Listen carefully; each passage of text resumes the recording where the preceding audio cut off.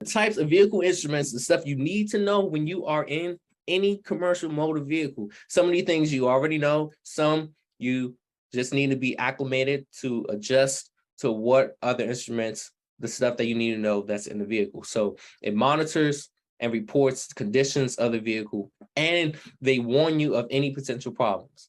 Those what vehicle instruments are. So you have the speedometer, the tachometer, the O-meter or odometer, and the fuel gauge. So the speedometer shows the speed of the vehicle, how many miles per hour, or how many kilometers per hour. Then you have the tachometer. That shows the engine speeds of the revolutions per minute, or shows the RPMs, and it actually shows the transmission when it's shifting at the correct points. Then you have the odometer or odometer. The odometer tells you the total number of miles or kilometers that's traveled by your vehicle, like how many miles it's been accumulated or picked up. Then you have the fuel gauge. It shows you how much is in the fuel tank. And a safety rule, you always want to have the fuel tank at least a half a tank or more, because you never know in case of emergencies, and that's just a common practice in the CDL industry. Then you have voltmeter. So voltmeter measures the voltage in the actual vehicle electric system. The normal reading is between 12 to 14 volts. Now, the higher or lower voltage, if it's higher than 14 and it's lower than 12, that will actually shorten the lifespan of the battery. So it needs to be read between 12 to 14 volts, and that's for the voltmeter. For the ammeter, that measures the amount of the battery being charged or discharged. Now, continuous high charge or discharge are signs of huge problems. It's not found on all commercial vehicles, but if it's not in your vehicle, then you want to refer or go back to the voltmeter for charging issues, if there are any. Then you have the air pressure gauge. This is important. The air pressure gauge shows how much air pressure is being in the reservoir or in the air tanks, and it's used in the pounds per square inch, otherwise known as PSIs.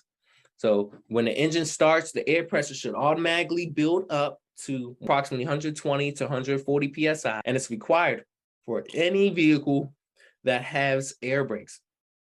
Next, you have the oil pressure gauge. That shows if the engine is properly being lubricated, and the normal reading is between 30 to 50 PSIs.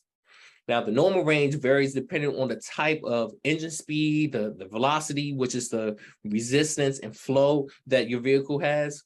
And it also is important to know your vehicle's normal range. So it does depend on the type of vehicle that you're operating. Then you have the coolant temperature gauge. Now that measures the temperature of the water and coolant in the engine, and it protects the engine from damage that's caused by heat. So the normal reading for that is 170 degrees to 195 degrees Fahrenheit, but it does vary depending on the type of vehicle that you use. So that's why it's important to use and refer and go back to the vehicle's operator's manual. Now, if the engine is overheating, immediately turn off the engine. Next, you got the oil temperature gauge. That shows the temperature of the engine level itself. Now, normal reading for that is between 180 degrees to 225 degrees Fahrenheit. But it does vary depending on the type of the vehicle operator's manual.